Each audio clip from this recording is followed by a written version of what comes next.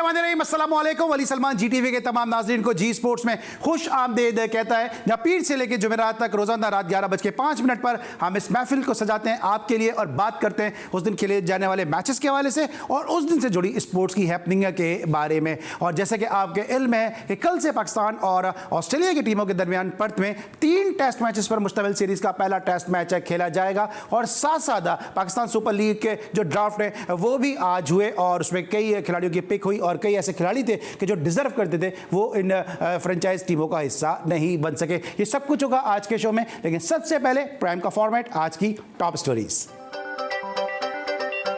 पाक Australia test series का आगाज कल से पर्थ में होगा। पहले टेस्ट मैच के लिए दोनों टीम्स ने प्लेइंग 11 का ऐलान कर दिया। पाकिस्तान की तरफ से फास्ट बॉलर खुरम शहजाद और आमिर जमाल टेस्ट डेब्यू करेंगे। शाहिन शाह अफरीदी टेस्ट सीरीज के लिए कौमी टीम के नायब कप्तान मुकर्रर। वर्ल्ड टेस्ट चैंपियनशिप का एक एक मैच अहम है। बहैसियत टीम ऑस्ट्रेलिया के खिलाफ कुछ मुख्तलिफ करने की कोशिश करेंगे। कौमी कप्तान शान मसूद। PSL 9 की ड्राफ्टिंग फ्रेंचाइजीज की जानिब से बड़े नाम का इंतखाब। PSL का 2016 में लगाया पौधा तनावर दरख्त बन चुका ज़का अशरफ। PCB की जानिब से एशिया कप जीतने वाली पाकिस्तान व्हीलचेयर क्रिकेट टीम के लिए 36 लाख रुपए इनाम। जी नाज़रीन, ये थी आज की टॉप स्टोरीज और जैसा कि आपके इल्म है कि GTV और जी स्पोर्ट्स की हर मुमकिन कोशिश होती है कि हमेशा जो है उस टैलेंट को सामने लेकर आए कि जो शायद गुज़िश्ता कुछ अरसे से वो माजी का हिस्सा बन चुका था, लेकिन सलाहियतों में किसी से कम नहीं। सिर्फ एक राइट प्लेटफॉर्म की ज़रूरत है, एक ऐसे चैनल की ज़रूरत है, एक ऐसे प्लेटफॉर्म की ज़रूरत है कि जहाँ पर इनकी सलाहियतों का दोबारा तस्करा हो और दोबारा से जो है ये अपने उस मुकाम पर पहुँचें जहाँ ये अपने टैलेंट के ज़रिए डिज़र्व भी करते हैं। हमारे आज के शो के मेहमान एक ऐसे क्रिकेटर है कि जिन्होंने जब अपनी क्रिकेट का आगाज़ किया उस वक्त से ही उनके बारे में ये कहा जाने लगा कि पाकिस्तान को एक नया कप्तान मिल गया है और अपनी परफॉर्मेंस से वो किसी हद तक इस बात को दुरुस्त साबित करते हुए भी नजर आए। पाकिस्तान के 200वें टेस्ट क्रिकेटर उमर अमीन के जिन्होंने ऑस्ट्रेलिया के खिलाफ लॉर्ड्स में अपने टेस्ट कैरियर का आगाज़ किया, आज के शो में हमारे साथ मौजूद हैं। बड़ी ज़बरदस्त T20 में परफॉर्मेंस भी दी और सेमीफाइनल में भी इन्होंने 80+ रन की इनिंग खेली और अगर इनकी टीम वो मैच जीत जाती तो यकीनी तौर पर न सिर्फ फाइनल में पहुंच जाती बल्कि शायद ये उस मैच के मैन ऑफ द मैच भी होते और अगर उस मैच में मैन ऑफ द मैच हो जाते तो शायद आज जो PSL के ड्राफ्ट में उसमें भी इनका नाम कहीं ना कहीं ज़रूर जो है वो कंसीडर किया जाता। लेकिन टैलेंट होने के बावजूद क्या कमी रही कि किस वजह से बदकिस्मत रहे, ये सब कुछ आज के शो में हम जानेंगे उमर अमीन से। अस्सलाम वालेकुम उमर, कैसे हैं आप? वालेकुम अस्सलाम, बिल्कुल ठीक अली भाई, आप कैसे हैं? उमर के कराची इन दिनों आप मौजूद हैं, डोमेस्टिक सीजन दोबारा से चेंज हो रहा है डिपार्टमेंटल क्रिकेट के हवाले से, कैसा लग रहा है दोबारा डिपार्टमेंटल क्रिकेट का आना? सबसे पहले तो आप लोगों का बड़ा शुक्रिया, ज़बरदस्त आप लोगों ने इंट्रोडक्शन करवाया मेरा।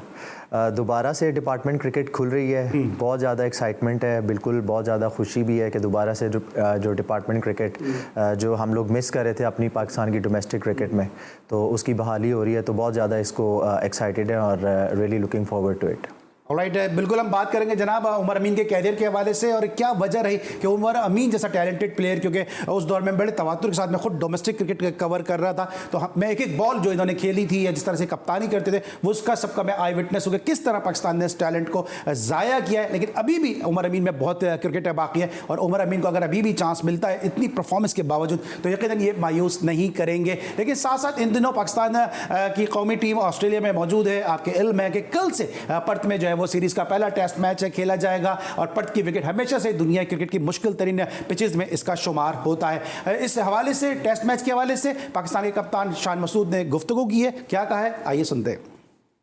हमारे लिए अच्छी चीज़ ये हुई कि ऑस्ट्रेलिया ने भी हमसे थोड़ी देर पहले अपनी प्लेइंग 11 अनाउंस कर दी थी, तो वो उसमें मैं समझता हूँ कि हमें भी बड़ा क्लियर होना चाहिए अपनी पिक्चर में, आखिरी वक्त तक उसको छोड़ना नहीं चाहिए। तो हमने भी एक कॉम्बिनेशन डिसाइड की कंडीशंस को देखते हुए कि ऐसी हमें एक कॉम्बिनेशन मिले जिसमें हमारे ऑलराउंडर्स भी फिट हों, चाहे वो fast bowling allrounder Faheem Ashraf की सूरत में या स्पिन उसमें आगा सलमान के उसमें। एक हमारे पास ऑप्शन था कि हम नुमान अली को खिलाते, बट आई फेल्ट के आगा सलमान जो हैं उनके 6 लेफ्ट हैंडर्स हैं। सबसे बड़ी हमारे लिए अपॉर्चुनिटी ये है कि हम इधर कुछ डिफरेंट कर सकते हैं। इस चैलेंज को सबने कबूल किया। देखें जो पास्ट में हुआ वो पास्ट में हुआ, हमारे पास मौका है कि हम इधर आएँ और एक अच्छा रिज़ल्ट लेकर जाएँ पाकिस्तान के लिए और वर्ल्ड टेस्ट चैम्पियनशिप के लिए अच्छा रिज़ल्ट लेकर जाएँ। जी नाज़रीन, ये था शान मसूद का मीडिया को दिया गया इंटरव्यू। और शान मसूद अपने जो है अज़ाइम के हवाले से बात कर रहे थे। हफीज़ इससे पहले ये बात कह चुके हैं कि हम यहाँ पे खेलने के लिए नहीं आए, बल्कि हम यहाँ पे जीतने के लिए आए हैं। क्या है पाकिस्तान की प्लेइंग 11, ये भी आपको दिखाएंगे ताकि आपके अजहान में मौजूद रही ये चीज़ है कि क्या कल पाकिस्तान का स्क्वाड खेलता हुआ नज़र आएगा। इमाम अब्दुल्ला शफीक, शान मसूद पाकिस्तान के newly appointed captain, Babar Azam, Saud Shakeel, Sarfaraz Ahmad Pakistan के विकेटों के मुहाफिज होंगे। इसके अलावा सलमान अली आगा, जिनका शान मसूद अभी तस्करा भी कर रहे थे, फ़हीम अशरफ एक ज़बरदस्त टैलेंटेड ऑलराउंडर, साथ साथ शाहीन शाह आफरीदी, और जो दीगर खिलाड़ी हैं उसमें आमिर जमाल भी हैं, और खुर्रम शहजाद जो है ये भी पाकिस्तान के स्क्वाड में शामिल है। उमर, आपका डेब्यू खुद ऑस्ट्रेलिया के अगेंस्ट हुआ। पहले तो पता है कि अब बहुत सारे लोग ये बात कर रहे हैं कि अब ऑस्ट्रेलिया की टीम वैसी टीम नहीं है जिस टीमों के खिलाफ आप खेला करते थे, लेकिन ऑस्ट्रेलिया फिर भी ऑस्ट्रेलिया है। क्या लगता है आपको? 2 डेब्यू का आपको दिखा दिया कि 2 डेब्यू हो रहे हैं, कप्तान भी अपना कैप्टनसी का डेब्यू कर रहा है, पाकिस्तान के लिए मुश्किलात हैं? बिल्कुल, मेरे ख्याल से इस चीज़ को आप बिल्कुल भी डिनाई नहीं कर सकते। स्पेशली ऑस्ट्रेलिया को उनके होम टर्फ पे उनके अगेंस्ट खेलना, आप बिल्कुल भी उनको राइट ऑफ बिल्कुल नहीं कर सकते, क्योंकि वो लोग हमेशा से ही अपने होम ग्राउंड पे, पाकिस्तान का कोई ट्रैक रिकॉर्ड भी इतना अच्छा नहीं है ऑस्ट्रेलिया में। जिस तरीके से शान की भी मैंने प्रेस कॉन्फ्रेंस सुनी और जिस तरीके से वो रिलाई कर रहे अपने नए डेब्यूटेंट्स पे, तो I think definitely Khurram Shahzad ने अच्छी बॉलिंग की होगी। एक स्लो ट्रैक था जो बताया जा रहा है कि काफ़ी स्लो ट्रैक था हमें जो मिला है वहाँ पर प्रैक्टिस मैच में कैनबरा में। तो आई थिंक अगर खुर्रम ने अच्छी बॉलिंग की हुई है तो I wish him all the luck कि वो टेस्ट मैच में भी कल अच्छा करे। जो अपेरेंटली टेस्ट मैच की पिच की लुक आ रही थी वो काफ़ी ग्रीन और काफ़ी फ्रेश सा पिच लग रहा था, और काफ़ी हमेशा से जो हिस्टोरिकली पर्थ के विकेट के बारे में कहा जाता है कि वो काफ़ी तेज़ और काफ़ी बाउंसी है, तो मेरे ख्याल से हमारी टीम का जो बैलेंस है वो काफ़ी अच्छा लग रहा है। अगेन हैविंग सेड दैट काफ़ी मुश्किल होगा। ठीक है। अच्छा उमर, आप खुद चूँकि टॉप ऑर्डर के बैट्समैन हैं, अमूमन नंबर 3 पे भी आप खेलते हुए नज़र आते हैं, उसके अलावा मिडिल ऑर्डर में भी आप बड़ा ज़बरदस्त खेलते हैं, तो ये जो पिच की जब तस्वीर आती हैं, जब लश ग्रीन आप देखते हैं कि पता ही नहीं चलता कहाँ पे ग्रास है, कहाँ पे पिच का स्क्वायर है, तो बैट्समैन के दिल में उस वक्त क्या सोच आती है? देखें, बैट्समैन आप सिर्फ हमेशा जो पिच की अपीयरेंस होती है या जो उसकी लुक होती है, आप उससे सिर्फ आइडिया ही ले सकते हैं कि यार इस पिच पे बॉल इस तरह बिहेव कर सकता है। लेकिन हमेशा आप लोग जब तक जाके एज अ बैटर आप जाके वहाँ पे पहली 2-3 बॉलें खेल नहीं लेते, आप पिच की फील नहीं ले लेते, तब तक आपको बिल्कुल भी उसकी पेस का, उसके बाउंस का, बॉलर की पेस का, स्विंग का आप आइडिया नहीं ले सकते। तो आई थिंक अपीयरेंस पे नहीं जाना चाहिए। अपीयरेंस यस डेफिनेटली नज़र तो यही आ रहा है कि काफ़ी ग्रीन विकेट है, हेल्पफुल होगा, लेकिन अगेन अगर आप अपनी बेसिक्स को, अपनी स्ट्रेंथ्स पे रहेंगे तो आई थिंक आप लोग अच्छा कर सकते हैं। ठीक है। और जो अबरार अभी अनफिट हुए हैं और साजिद खान को उनकी जगह भेजा गया, लेकिन आप देख रहे हैं क्योंकि जो जेन्युइन स्पिनर है वो इस वक्त स्क्वाड का हिस्सा नहीं है, सलमान आगा पे फोकस करने की कोशिश की जाएगी। आपको लगता है इस एलिमेंट को पाकिस्तान की टीम मिस करेगी? जिस तरह शान ने भी प्रेस कॉन्फ्रेंस में बोला कि उनके 6 लेफ़्ट हैंडेड बैटर्स हैं, जिसकी वजह से नुमान अली की जगह उन्होंने सलमान अली आगा को प्रेफर किया है कि लेफ़्ट हैंडेड के against right arm off spinner को वो यूटिलाइज़ करना चाह रहे हैं। साजिद डेफिनेटली नो डाउट बहुत ज़बरदस्त बॉलर है हमारा, लेकिन आई एम श्योर क्योंकि उसने इतनी लंबी फ़्लाइट ली हुई होगी टेस्ट मैच से पहले, वो थोड़ा जेट लैग्ड होगा, जिसकी वजह से उसको प्रॉपर रेस्ट दिया जा रहा होगा before putting him on to the ground against Australia.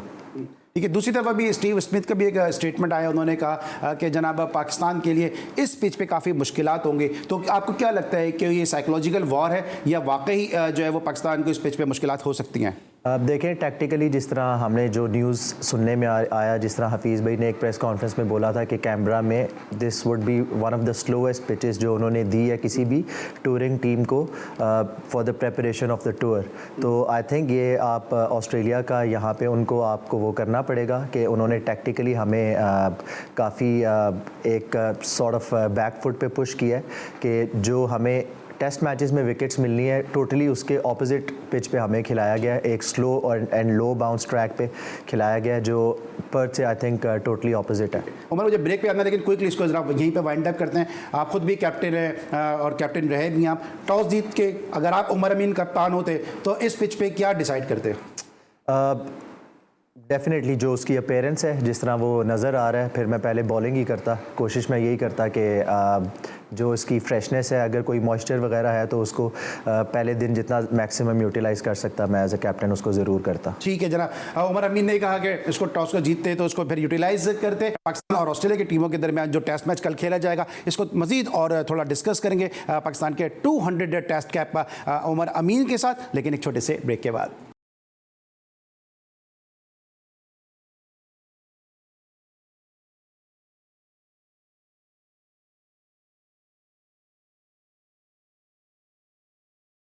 Welcome back after the break. और ब्रेक पर जाने से पहले हम बात कर रहे थे पाकिस्तान के 200 टेस्ट कैप उमर अमीन से और जान रहे थे कि अगर ये कप्तान होते तो इनका टॉस जीते क्या डिसीजन होता। लेकिन अब तक जो पाकिस्तान और ऑस्ट्रेलिया के दरमियान टेस्ट मैचेस खेले गए उनका क्या स्टैट्स रहा, इस पर एक नज़र डालते हैं और उसके बाद फिर मजीद डिस्कस करते हैं उमर अमीन से कि अब तक पाकिस्तान और ऑस्ट्रेलिया की टीमों के दरमियान मजमूई तौर पर जो 1956 से लेकर 1952 तक 69 टेस्ट मैचेस खेले गए, 15 पाकिस्तान ने जीते, 34 में ऑस्ट्रेलिया को कामयाबी हासिल हुई और 20 टेस्ट मैचेस ड्रॉ पे ख़त्म हुए। और अगर हम बात करते हैं कि पाकिस्तान की ऑस्ट्रेलिया में फतूहात के हवाले से, तो पाकिस्तान ने अब तक सिर्फ 4 ही टेस्ट मैचेस जो हैं वो ऑस्ट्रेलिया में जीते हैं। तो उमर, पाकिस्तान का ट्रैक रिकॉर्ड इतना अच्छा नहीं है ऑस्ट्रेलिया में। अगर हम बात करते हैं कि सिर्फ 4 टेस्ट मैचेस पाकिस्तान ने जीते हैं और पर्थ में उनको हमेशा खिलाया जाता है, जो हरगिज़ आसान पिच नहीं होती है।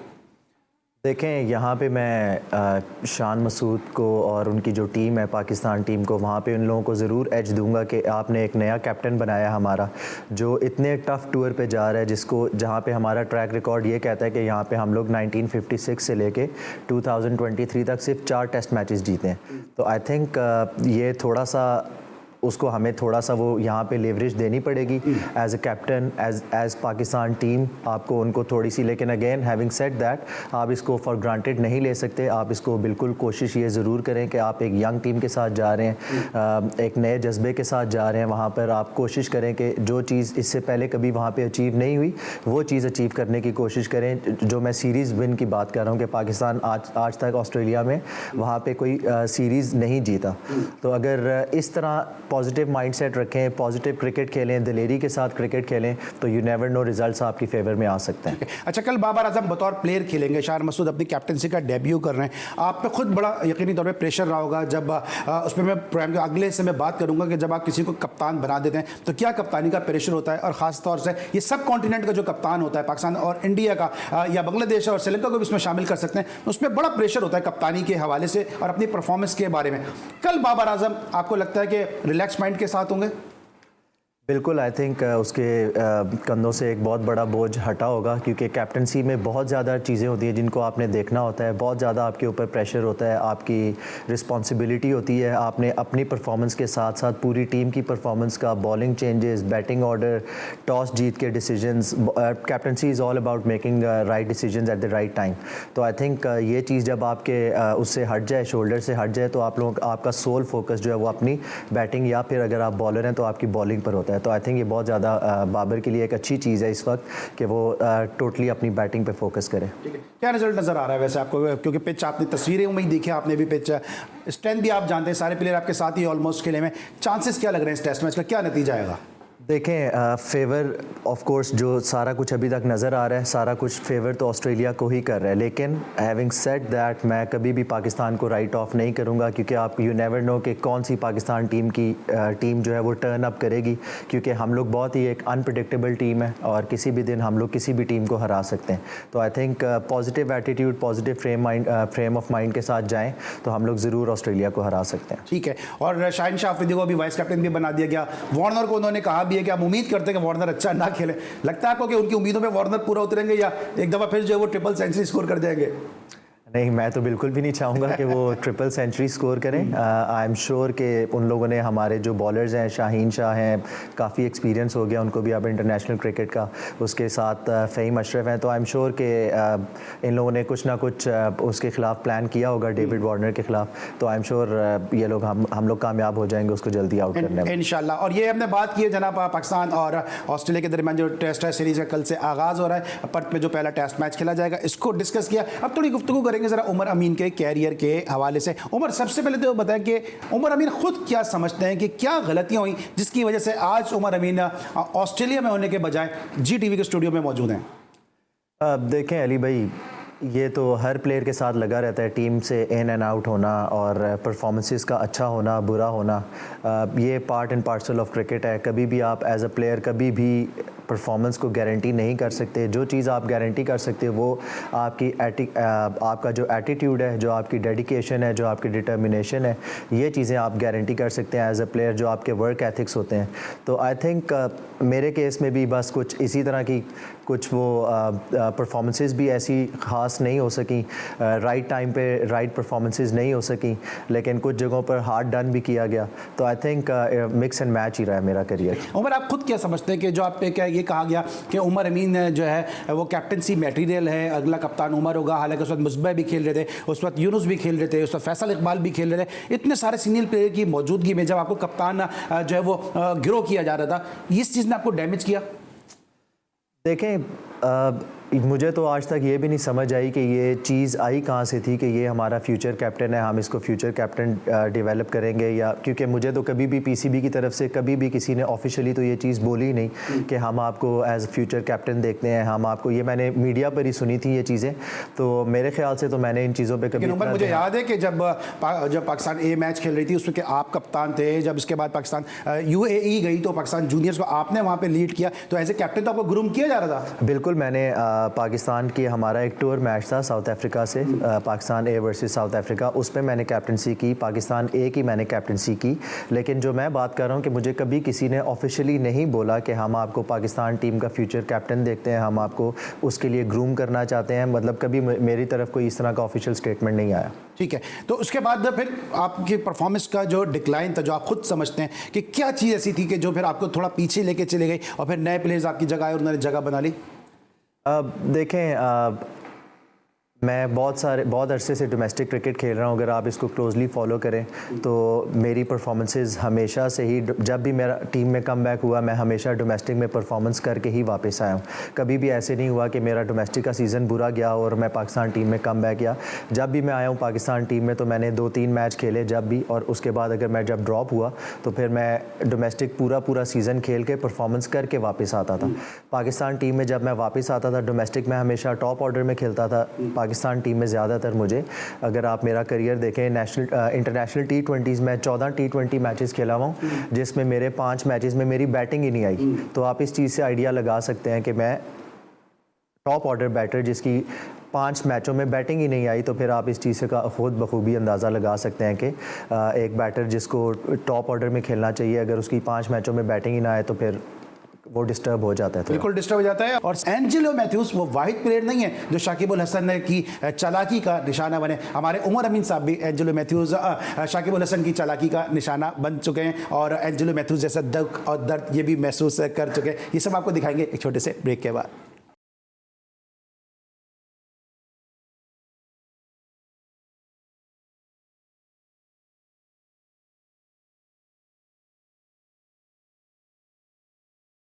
Welcome back after the break. और ब्रेक पर जाने से पहले हम बात कर रहे थे पाकिस्तान के 200 टेस्ट कैप उमर अमीन से। इतनी ज़बरदस्त परफॉर्मेंस के बावजूद भी कि जिसने 22 गेंदों पे 30 रन स्कोर किए, कैचेस बड़े ज़बरदस्त लिए, वो PSL में क्यों कंसीडर नहीं किए जाते? उमर, मुझे तो उसकी वजह समझ में नहीं आती है, आप खुद क्या वजह समझते हैं?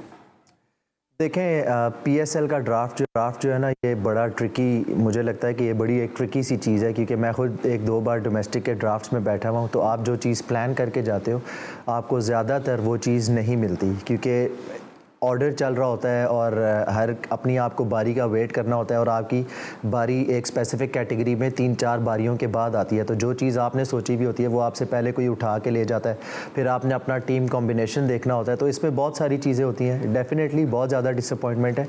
अगर आप अपने पाकिस्तान की जो डोमेस्टिक लीग है, इंटरनेशनल लीग है, सुपर लीग, उसमें अगर आप पिक नहीं होते तो एज अ प्लेयर डिसअपॉइंटमेंट तो है।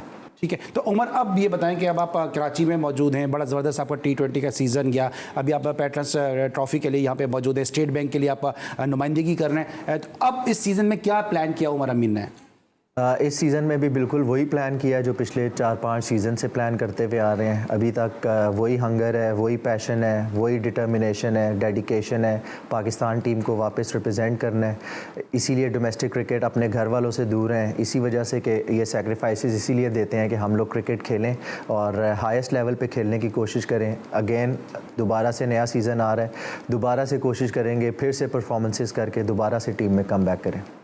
तो आपके जो तमाम क्रिकेटर्स जो आपके साथ के, जब वहाब रियाज की बात कर लें, कामरान इकबाल हैं, अभी असद शफीक भी हैं, ये सिलेक्शन में आ गए, तो आप कमबैक का सोच रहे हैं या आपको भी ऐसी कोई ऑफर आई है कि जी कोचिंग की तरफ या फिर सिलेक्शन की तरफ आ जाओ? नहीं, मुझे तो अभी तक इस तरह की कोई ऑफ़र नहीं आई। अभी तो मेरी सिर्फ एज 34 है और आई थिंक एक बैट्समैन की तो ये प्राइम एज होती है जब वो उसको बैटिंग की समझ आती है और अपनी गेम की समझ आती है। और इस वक्त तो मैं अभी तो बिल्कुल भी मैं नहीं सोच रहा। अल्हम्दुलिल्लाह मेरी फ़िज़िकली फ़िटनेस बहुत अच्छी है, मेंटल फ़िटनेस मेंटली मैं बहुत अच्छी एक जगह पर हूँ इन टर्म्स ऑफ क्रिकेट। तो मैं यही सोच रहा हूँ कि अभी मैंने काफ़ी क्रिकेट खेलनी है। उमर, कुछ अफसोस होता है, दुख होता है जब आप पाकिस्तान की टीम में खेल रहे थे? मैंने आपको वो दौर भी देखा है कि जब उमर अमीन चलता था उसके साथ पीछे कई लोगों की एक लाइन होती थी। अब तो सेल्फीज़ का दौर है, उस वक्त लोग ऑटोग्राफ के लिए आपके पीछे भागते थे। उमर अमीन को कोई दुख होता है, कोई रिग्रेट होता है लोगों के बदलते रवैयों का, लोगों के रवैये बदले आपके साथ? देखें, ये तो मेरे ख्याल से पूरी दुनिया में हर जगह पर ही है कि यहाँ पे वो जो एक उर्दू की कहावत है कि चढ़ते सूरज के पुजारी, तो इसी तरह बिल्कुल फ़ील होता है। लेकिन अगेन आप इस चीज़ से, ये आपके कंट्रोल में नहीं है।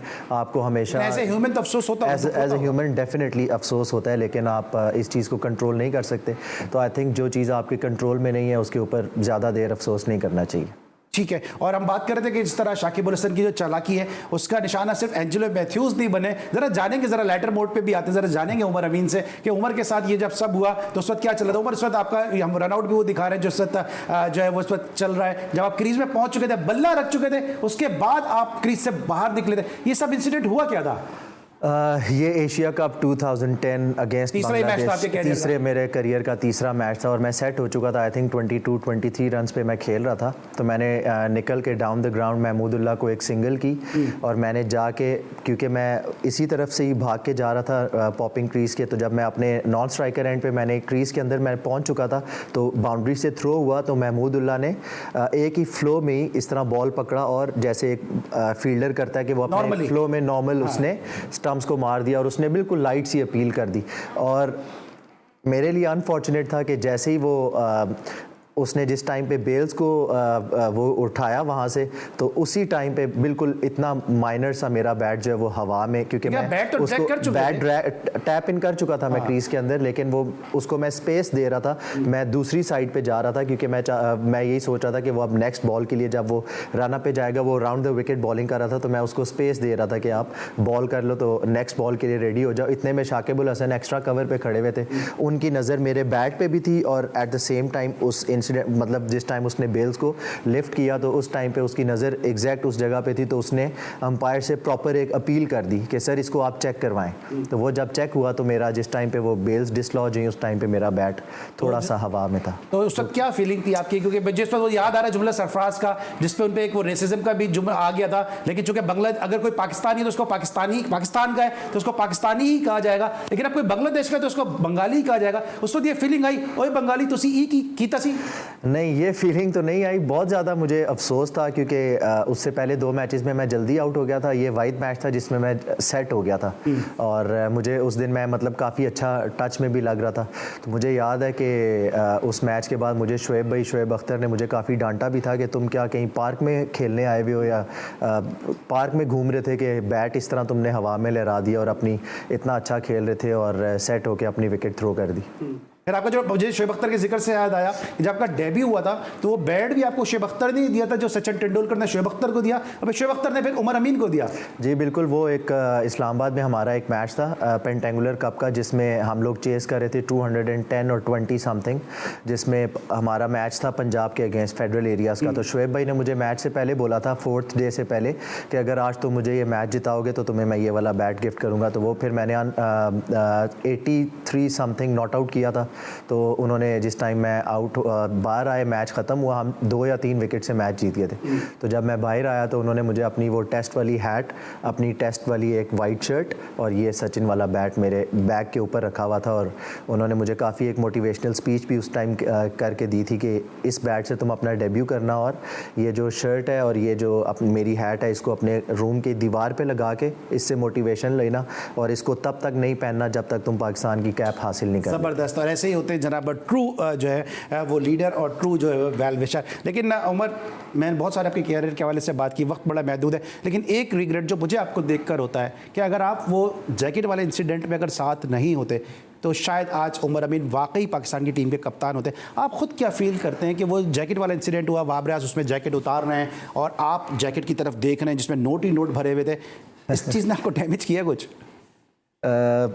देखें अली भाई, बहुत सारे लोग इस वाक़े से शायद वाकिफ़ नहीं है, क्योंकि मैं जब भी वाकिफ़ तो हैं, मतलब एज एन उनको असलियत शायद नहीं पता, क्योंकि ये टेस्ट मैच था ओवल में, जो टेस्ट मैच मैं नहीं खेल रहा था। ये उस टेस्ट मैच के फर्स्ट या सेकंड डे की बात है, जब हम लोग वहाँ पे खाना खाने के बाद टैक्सी का वेट कर रहे थे अपने होटल वापस जाने के लिए।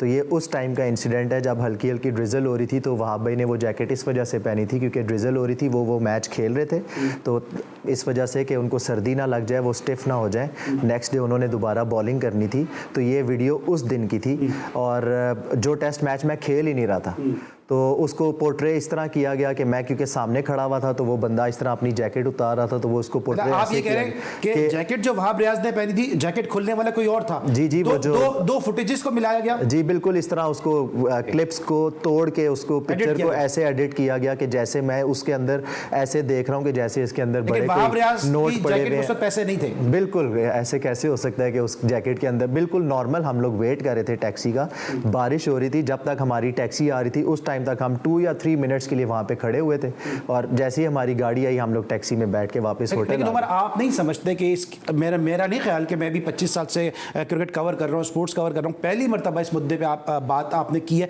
आप नहीं समझते कि आपने इतना अरसा गुजार दिया, आपको इस पर पहले लबकुशाई करनी चाहिए थी ताकि आपका कैरियर जो है वो गुमनामियों में नहीं जाता? अली भाई देखें, मैं आपको ऑनेस्टली बताऊं, मुझे ना इस चीज़ का थोड़ा सा वो ज़रूर होता है कि कभी मीडिया ने, क्योंकि अल्लाह का शुक्र है मैं तो कभी किसी इस तरह की इन्वेस्टिगेशन का पार्ट रहा ही नहीं। स्पेसिफिकली मैं उस इंसिडेंट की बात करूं 2010 वाले, क्योंकि मुझे भी वो सारा कुछ टीवी से ही पता चला, मीडिया से ही पता चला कि ये हुआ, ऐसे ऐसे हुआ, क्योंकि हम लोग, मैं टीम ज़रूर था टीम के अंदर, लेकिन मुझे कभी भी इसके बारे में कुछ भी इल्म नहीं था। लेकिन मुझे इस चीज़ का ज़रूर है कि मैंने, जिस तरह आपने बोला कि लब कुशाई, काफ़ी टाइम लगा दिया लब कुशाई करने में, कभी मेरे से इस बारे में किसी ने बात ही नहीं की, ना कभी किसी ने बुला के इसके ऊपर स्पेसिफिक बात करने की कोशिश की, या कभी इस तरह इंटरव्यू प्लान हुआ कि आप कभी आकर इसके ऊपर बात करें, अपनी साइड ऑफ स्टोरी भी सुनाएं लोगों को कि जो असलियत है, जो सच था, वो हुआ क्या था असल में। तो इस चीज़ का मुझे थोड़ा सा वो ज़रूर होता है, लेकिन अगेन जब आपका दिल और दामन साफ़ हो तो फिर आप अपनी ज़िंदगी में काफ़ी कंटेंट होते हो। ठीक है, अब आखिरी सवाल है, क्योंकि उस फियास्को में जितने भी लोग थे वो इस वक्त किसी न किसी हैसियत में क्रिकेट बोर्ड से वाबस्ता है। Wahab Riaz chairman selection committee हैं, फिर सलमान बट अभी कंसल्टेंट के तौर पे थे आपकी ड्यूरिंग द T20। अभी वहाब रियाज भी पाकिस्तान कराची आए हुए थे, सलमान बट कमेंट्री पैनल का हिस्सा थे। आपकी कोई बात हुई अपने फ्यूचर के हवाले से? क्योंकि मैं फिर कहूँगा कि आप जैसे प्लेयर को, ये नहीं कि आप सामने बैठे, मैंने बहुत फॉलो किया आपकी क्रिकेट को, कि मिडिल ऑर्डर में अभी भी उमर अमीन जैसे डिपेंडेबल प्लेयर की ज़रूरत है। नहीं, मेरी बात नहीं हो सकी वहाब भाई से। मैं मिला ज़रूर था, UBL पे हमारा मैच था, वहाँ पे मैं उनसे मिला ज़रूर था, लेकिन वो हमारा मैच चल रहा था, तो वो बहुत छोटी सी एक मीटिंग थी, बस सलाम करके मैं अंदर, हम लोगों की बॉलिंग थी, तो मैं ग्राउंड के अंदर चला गया, तो मेरी इतनी डिटेल उनसे बात ही नहीं हो सकी। ठीक है, आपको नहीं लगता कि आपकी थोड़ी सी शाइनेस है? हालांकि माशाल्लाह बड़े आपने O लेवल किया हुआ है, और आई थिंक A लेवल आपने किया हुआ है, और बड़ा ज़बरदस्त आपके फैमिली से ताल्लुक़ है, वेल ग्रूम्ड हैं, अच्छे गुड लुकिंग हैं, लेकिन जो शाइनेस है ये आपको कहीं ना कहीं नुकसान पहुंचा गई है? क्योंकि अगर आप भी दूसरे प्लेयर की तरह एक्सट्रोवर्ट होते, थोड़ा ज़्यादा गुफ्तगू करते, ज़्यादा मीडिया में आते, तो अपना केस ज़्यादा बेहतर तौर पर डिफेंड करते। अली भाई देखें, मैं, अल्लाह का शुक्र है, जैसा भी मेरा करियर गया, जो कुछ भी, मैं कंटेंट हूँ। बिल्कुल हर किसी की ख्वाहिश होती है कि वो एक ग्लैमरस ज़िंदगी गुजारता, पाकिस्तान को लंबे अरसे के लिए सर्व करता। अगेन अभी मैं क्रिकेट खेल रहा हूँ, मैंने क्रिकेट छोड़ी नहीं है। अभी भी मेरी वही डेडिकेशन है, वही डिटर्मिनेशन है, वही गोल है, सेम एग्जैक्ट गोल वही है जो डे 1 से था कि पाकिस्तान को रिप्रेजेंट करना है, लंबे अरसे के लिए खेलना है। अभी भी मैं यही समझता हूँ कि मैं डोमेस्टिक क्रिकेट में ऐसी परफॉर्मेंसेस दूँ कि मैं दोबारा से सेलेक्टर्स की तवज्जो हासिल कर सकूँ। और आखिरी मेरा सवाल है कि अगर पाकिस्तान में खुदा ना खास्ता चांस नहीं मिलता तो उमर अमीन भी क्या किसी और मुल्क से अगर ऑफर आती है तो उमर अमीन में भी बहुत क्रिकेट बाकी है, क्या उमर अमीन भी अपने कुछ और दोस्तों की तरह अमेरिका में या यूएई या किसी और टीम से में खेलता हुआ नजर आ सकता है? नहीं, अभी तो मैंने इस बारे में तो बिल्कुल भी नहीं ऑफर आई है? ऑफर नहीं आई अभी तक। अच्छा ठीक है, जाते थे कुछ कहना चाहेंगे आपको कैमरा अपने फैन से कुछ कहना चाहेंगे? बस क्रिकेट को फॉलो करें, पाकिस्तान टीम को सपोर्ट करें, क्योंकि आप लोग हैं तो पाकिस्तान की क्रिकेट है। आप लोगों की दुआओं का और आप लोगों के प्यार की वजह से हम लोग जब भी सोशल मीडिया वगैरह पे देखते हैं आप लोगों के जज्बात, तो वो हमें बहुत ज़्यादा हौसला देते हैं। तो इसी तरह पाकिस्तान टीम को सपोर्ट करते रहा करें ताकि हम लोग अच्छी अच्छी क्रिकेट खेलें और आप लोगों के लिए खुशियाँ बखेर सकें। Thank you so much Umar Amin, हमारे साथ शो का हिस्सा था और आपने देखा कि एक टैलेंटेड प्लेयर के लहजे में कितना कर्ब है, कितना दुख है। इनके मैंने 3-4 इसी तरह स्टूडियो में इंटरव्यू किए हैं, लेकिन उस उमर अमीन में और इस उमर अमीन में बहुत वाज़ेह फ़र्क नज़र आ रहा है कि जब अपनों के रवैयों ने, दोस्तों के रवैयों ने जो है इंसान का दिल तोड़ दिया होता है और परफॉर्मेंस के बावजूद आपको उसका जायज़ हक नहीं मिल रहा था, तो फिर लहजे में ये अफसरदगी आ ही जाती है। लेकिन साथ साथ एक बड़ी अच्छी बात यह है कि जो रावलपिंडी इस्लामाबाद के लोग हैं उनको अगर अब ईद पे नए नोट चाहिए हो तो वो उमर अमीन से रब्ता कर सकते हैं, क्योंकि अब इन्होंने स्टेट बैंक को ज्वाइन कर लिया है। तो ईद पे नए नोट का जो मसाइल का हल है वो उमर अमीन जो है वो बखूबी पूरा कर सकते हैं। एक दफ़ा फिर उमर अमीन, आपकी आमद का बहुत शुक्रिया। हमें उम्मीद है नाज़रीन आपको हमारी कोशिश काविश ये पसंद आई होगी। इसी तरह से हकदार खिलाड़ियों का साथ देते रहिए और इनके लिए इंसाफ का एक अलंबरदार बनकर सामने आने की कोशिश जो GTV और जी स्पोर्ट्स करता है उसमें हमारा साथ देते रहिए। अली सलमान को पूरे प्रोडक्शन टीम के साथ इजाज़त दीजिए। अपना बहुत ख्याल रखिए। अल्लाह हाफिज़।